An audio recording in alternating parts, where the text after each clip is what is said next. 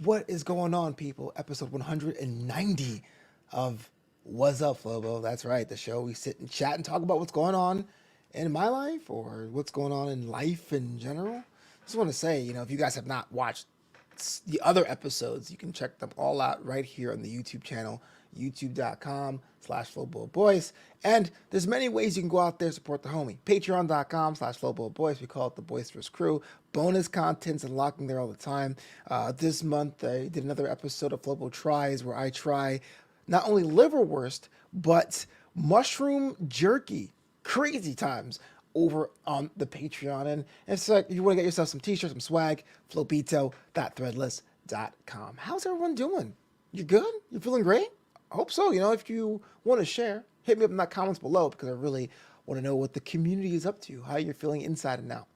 As for me, I stretch myself in a way that I don't usually get to stretch myself. And it is interesting because of the frustrations that sometimes set in when you're learning something new and you're absolutely terrible at it. But before I get into what exactly is that, let me talk about the pandemic.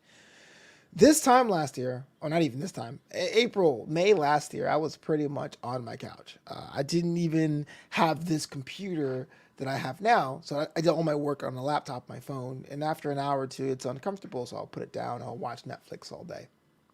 Watching Sling TV, which is a TV app. I watched ESPN. I came across eSports casting, which is basically commentating over video games, and I got really into that. Right, you guys can look it up. In fact, on this channel, you can look up two of my esports calling reels or clips. I won't call them reels because I'm not really using them to get work. It's kind of like fun super cuts. In fact, Novanta has been doing casting for the game Rocket League, which is a specific game, for about a year and a half now, which is pretty cool. Like, here's something people ask you, hey, what's something during the pandemic you learned? I would say, hey, I learned to commentate over video games. And the thing is about Rocket League as a game is that I played it as a person, I played it as a player, and it was the next progression in appreciating that particular game. For me, Rocket League is an antidepressant, so I play it whenever I'm bummed out or blue or having a good time. It's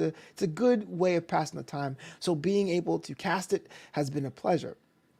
However, and this I think this is the most important thing you can pull from.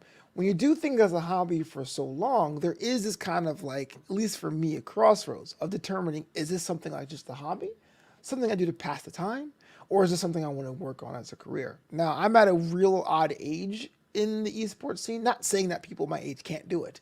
It's just that I came from a time and period where playing video games was something that was earned, right? You did your chores, you could play video games. Like, there was no path to making money doing it. So parents treated it as recreation. Finish your homework, eat your vegetables, play video games. The generation, or the people who came in 10 years, 15 years after me, it's a little bit different relationship. It's play games, and if you're good at it, there's varsity esports teams in colleges now. And for those who don't understand what I just said, I'm saying colleges like USC, UCLA, Harvard, Yale, they have put video games in their sports programs. So young people, 15, 16, 17, could learn about the video game program, so join the team and represent the team as if you were a football player or a basketball player. It is surreal if you're not used to it. For me, I have a little bit of sense of validation. Like, you say, ma, video games work. but it is pretty dope that people are accepting video games.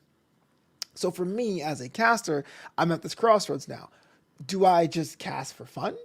Do I want to become a caster as well and do it professionally and be able to be booked out to do events and cast it like I would do my wrestling or my boxing or my stand-up comedy? Like, what does that stand for me? And it was something where I kind of oscillate between, because since I'm so new on the scene, a lot of the promotion, the self-promotion to get your name out there is a grind. So when things got too rough, I will go, you know what? If it comes to me, it will come. I'll do other things like my comedy, which I haven't really got back to, my writing, the hosting, that sort of thing. So the reason why I'm bringing this all up is that this week there's like an Intel contest where you can actually apply to be featured on one of the main stages with a contest sponsored by Intel. It's pretty cool, and so I put my name in the hat. And it came out that I was a finalist. Now I don't know if I won or not. That's not the whole point of this thing. I'm just using this as background. But one of the next round instructions was to take a reel of four different games, and this is Valorant, Fortnite, League of Legends, and Rocket League. Doesn't matter if you know what those are, but there's basically four different types of games, and you're supposed to cast or commentate over every single one of them. And let's be real, I'm familiar with Rocket League. I've played that game for 3 years. I played Fortnite for basically an hour. Hadn't even touched Valorant or League of Legends, and I had this challenge on my email like, hey, if you want to go to the next round, you have to do this. And I said to myself, man, this to me is a sign. Like, I have to decide what I want to do. Like, because I don't, for me, I think I am forward enough. I'm a personality enough that I can be a student of the game enough. I can sit there and research and basically hack my way through things. Or to be honest with you, if I really drill down an hour or two, I'll have enough game sense to really cast over it. But this wasn't just me talking over a game that I love. This is me approaching a game as an assignment. And to me, that was so fascinating. And of course, I went through it. I feel like it was an opportunity. Even if I came in dead last, even they said, "Hey, man, thanks for coming out, bro." You know what I mean? I can at least tell myself that, "Hey, look, I tried." So I went for it. But I wonder if there was any situations like you have with your own creative projects where you do something for a while and you get that commission or you get that opportunity that puts you in a different city or a different client base. You go, can I do this? Is it just for fun for me? Is it just for me and my friends? Or is this something that I have a gift and I have to share it with other people? So it was kind of a crazy trip for me. And I kind of like sat over it for a couple hours on Friday. And I had DJ responsibilities. I had a wedding that weekend. I had comedy responsibilities. I haven't written a joke in like 2 weeks. I had exercise responsibilities because your homeboy has a midsection now. So it was kind of like yo, man, I can use anything to not do this. But I took a moment. I said, I'm gonna shoot my shot and let this be kind of like a sign either way. You know what I mean? Whether or not I should go for it.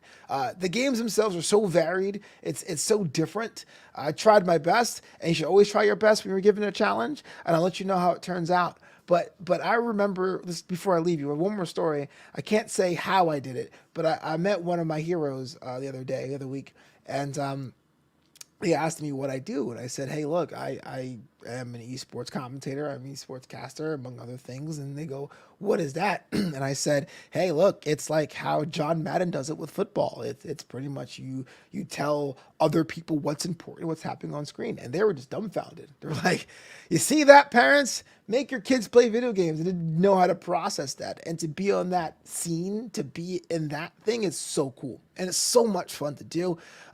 But I don't know where that's going to take me. But in the meantime, if you want to see the things I've casted, I'm on Liquidpedia. Just type in Novanta. That's Novanta. I'll put the link down below. For those of you who are like, yo, what are you talking about? 8 minutes of video games? What? I don't understand it. The whole gist of it is sometimes you'll be given a challenge where you have to stretch and decide how serious you are to something. Is it something that's for fun? Is it something you want to do for cash? Is it something that you want to do both? Something you want to think it's a gift that you want to share? Is it something that you hate and you can't stand? That is okay. That is normal. That is part of an S curve. And if you don't know what S curves are, I'm out of time. Bing it. Google it. Lycos it. Let me know what you find out. This has been this week's edition of Wassup Flobo, episode 190. I'll be back next week with more stuff. Let you know how it goes inside and out of life. And hey, again, there's many ways to support the homie. Lastly, if you just want to put something in the tip jar, buymeacoffee.com/FloboBoys. That's it. A one-time little tip jar. Thank you so much for the content. Thank you so much for supporting me. Buymeacoffee.com/FloboBoys. Now, go call your mother, have some fun, and I got to go work out today. Because like I said, man, brownies are delicious, but they're no good for that love handle business, you know?